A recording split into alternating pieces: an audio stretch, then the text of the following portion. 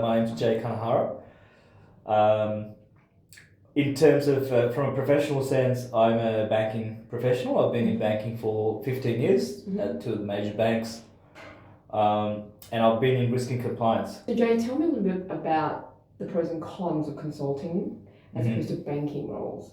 From a banking sense, I'm in a head office role and really primarily dealing with internal customers, stakeholders. I think that's a pretty big differentiator. Consulting, huge revenue focus as well. So really, as a consulting firm itself, the number one asset that they have is humans, consultants. So more billable hours means more revenue for the organisation itself, whereas in banking. What do you think is the key to getting promoted?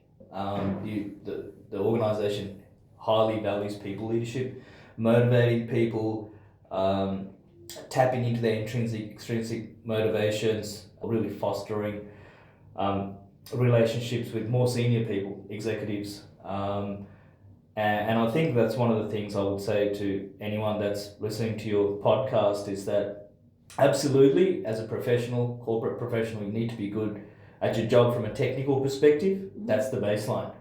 But people matter, relationships matter, becoming the type of leader I am, and I've got a lot of people to thank for that as well. I've had my own mentors that taught me their own philosophies in terms of people leadership, really value that advice and support. And then, building relationships with more senior people at the executive level, demonstrating to them what kind of value I can provide to them. But also, look, I think we can't discount, just being good humans is really important. Build relationships, but for the right reasons, I would say. Yeah. So how do you manage your team? What is a way that you always go to when you think it is the most effective? Because I think it's a good point saying leadership, you mentioned leadership, and people building, not being underhand. In 2024, it really is about empathy, compassion, warmth, building people up and really trying to tap into, I guess, latent talent that potentially they might not even be aware of as well, right? And that's really the skill of a really effective leader, that you're building people up and you're actually tapping into talent potentially that they haven't even actualized themselves. Set goals. Do you say you have weekly meetings where at the beginning of the week you let your team know that these are the metrics and the goals that we need to achieve? Yep.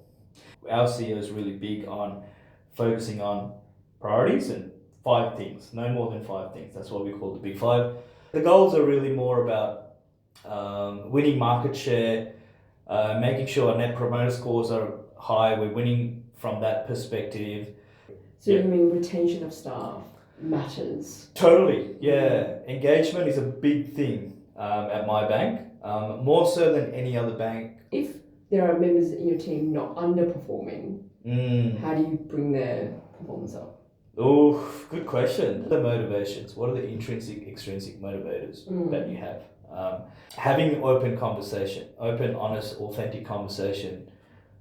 Where are you at in terms of your own motivations versus what we need to get done? Is this the right role for you? So constructive feedback you do have to give, yeah. So before you call one of your members in for a bit of a constructive feedback moment, do you have examples of the risk component to the compliance component? Just one example each. Very sophisticated criminal gangs out there in the world that are exploiting innocent people through digital fraud. Fraud and scams is a really big deal out in the community at the moment.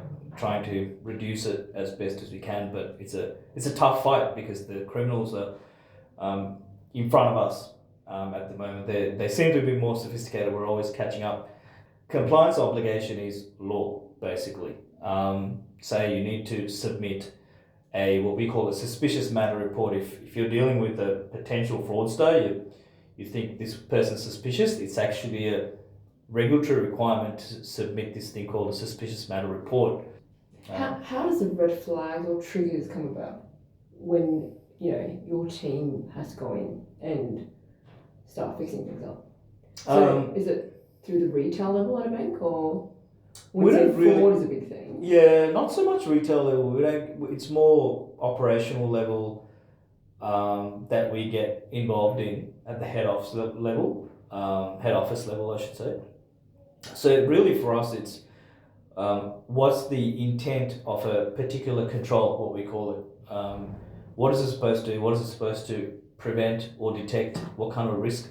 Is it designed the correct way or not? If it's not, then potentially it's not picking up something it should be picking up, like a fraud occurring.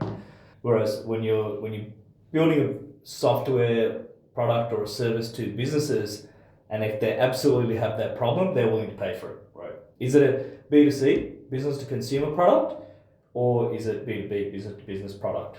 What's the hardest thing about starting your own business? Yeah, hardest thing is probably motivation. Finding your why is really, really important. If your why is to make money, I think, and you just hate the industry you're in, you hate the problem you're solving, you hate the customers you're dealing with, you'll burn out pretty quickly because you just don't enjoy it, although there's a huge market opportunity. Whereas if you're really passionate about a certain industry and you can see yourself doing it for 5-10 years, and you're generally doing it not for money, but because of that passion, and you're solving something, you're shaking up that industry, then you'll probably be at it for a long, long time. So, you got to think long term.